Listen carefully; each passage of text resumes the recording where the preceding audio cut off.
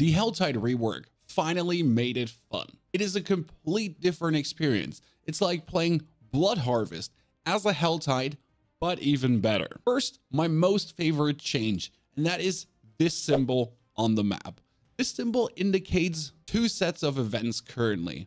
One is the blood-sucking beacon. It creates an aura around you, and you're constantly going to be losing life while you're being swarmed by minions. And these minions are getting progressively harder as the life sucking is getting progressively harder. You know this concept from Bloodharvest already, but in the Helltide, it feels so good because you're continuously beefing up on your shards while it is actually challenging to do because I needed a build that consistently keeps me lifed up. And at some point I will just simply have to dash out. Don't worry, there is an end to this event, so you can actually beat it. The second one was the fire tower. The fire tower has two stages. First, it blasts out a fire flower around it that you can dodge, dodge, and dodge while you're getting pummeled by elites. And then second, it started to flamethrower you as well. It was kind of like playing a little mini game while I'm just trying to get my shards. And that gave me incredible joy to do because it kept my brain active. Instead of just senseless slaughtering mobs, I had to, dodge the fire, go in and out, and a little bit challenge myself to make the most out of this tiny event. Now, there's a boss you can summon in the Helltide, but you'll need baleful hearts for that. Those are the hearts in the top right corner. We'll get to this after talking about the fear meter, the danger zone. Because as you're slaughtering minions in the Helltide, the danger meter will rise. The forces of hell will get peeved at you. And not only will they get peeved at you, as you're rising this, randomly you'll be ambushed by enemies. There will be this worm coming out of the ground and like puke minions on top of you. Which makes the Helltide feel so alive.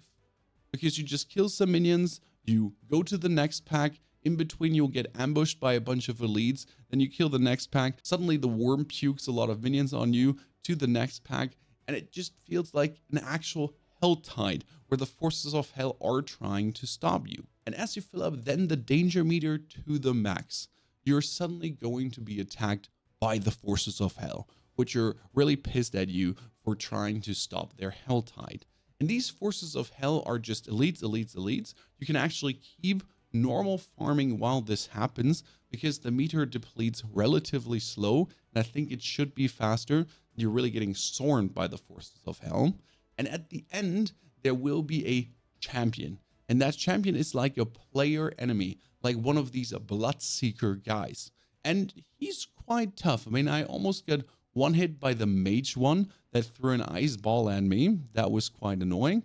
But overcoming all of this, good loot, good amount of crystals. Now to the boss, the bloody queen of the Bloodharvest, which is actually a challenge. Keep in mind, I just went there with some tempering, some masterworking, so it is still in the early stages and everyone probably sucks. But it was quite the challenge. She does a lot of damage, flies up in the sky, summons more of these generals to beat you, and you'll need 3 baleful hearts to summon her. The way how to get baleful hearts has been a little bit convoluted. First, the 275 shard chest seems to always drop a baleful heart, as the 250 shard chest seems to drop a baleful heart. Then there's another thing called Doomsayers, strewn throughout the Helltide. These Doomsayers are just standing in a circle of summoning, and you interact with them, and then you get attacked by the forces of hell. These Doomsayers are part of a Whisper quest as well, but they're there even without the Whisper quest. And as you interact with more of these Doomsayers, there will be a chest of Doomsaying spawning below them for 50 shards. Either I was lucky or it always has that, but the chest of Doomsaying did drop a baleful heart as well. Then I tried to open the normal chest, the 75 cinder chest, the 125 cinder chest, to see if there's a chance for another baleful heart. And it didn't happen there. There might be a chance of Baleful Hearts from the smaller chest, but I opened 3 in a row and didn't get a single one. And the mystery plus the 275 living steel chest always drop one. I am not sure if the Baleful Hearts stay over the Helltide. I didn't try that. The cinders still don't stay, but there was an interesting thing happening. The Helltide was already over and we were still fighting the queen and she didn't despawn.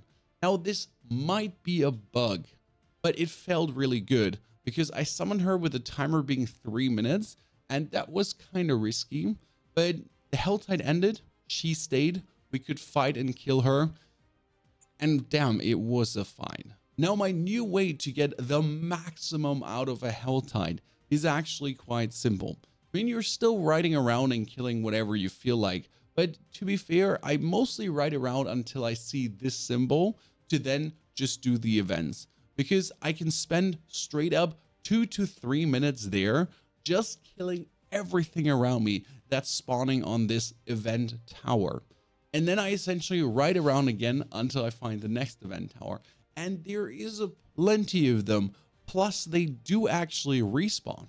So once you find one event tower, you might want to mark the position on your map to then do a rotation and return back to the same event tower, because they are really coming back very fast. And while you do this whole thing, your danger meter is rising the whole time to get you swarmed by the forces of hell. And that is actually the coolest concept, that by simply spending time in the Helltide and killing things, you'll get more mobs that are trying to kill you, so you can get more cinders. Now there's another thing I haven't mentioned yet. Doing world events in a Helltide is double worth it than ever, because the normal world events that will drop cinders anyways, they also drop boss materials. Yes, boss materials can just pop out of anything. I just get 2 distilled fear, then I get swarmed by the forces of hell, killed the boss from the danger meter, and suddenly had a Lord Zur material. So they can literally pop out everywhere, which is quite exciting and makes everything double worth it. Lastly, don't forget veiled crystals are the most needed resource in season 4. They will be needed for enchanting, tempering, masterworking, everything. And everything costs so much. They'll definitely have to halve the cost at least of things because it's silly right now. But Helltide drops a lot of these veiled crystals. Elite can drop them. World events will drop them. When the danger meter comes up and you're being attacked, there's tons dropping as well. You will need to do Helltide to alone be able to actually interact with the end game tempering, masterworking, upgrading everything. Now you do see me in the background actually playing the Necromancer, and yes, the summons get buffed and truly allow me to just simply AFK farm the Helltide. It is beautiful, especially if you carry a scythe. A scythe will give you life on kill. Your minions kill everything, you get life on kill, you never die, everything dies because minions are finally sturdy and strong. And if I would now have the Ring of Sacrilegious Souls, where I do auto cast my corpse explosion, I could go even more AFK. Now if you want to see the whole thing live in action, here's the video, or if you're looking for the Necromancer build, there's 3 different ones for you for the public test realm. Enjoy.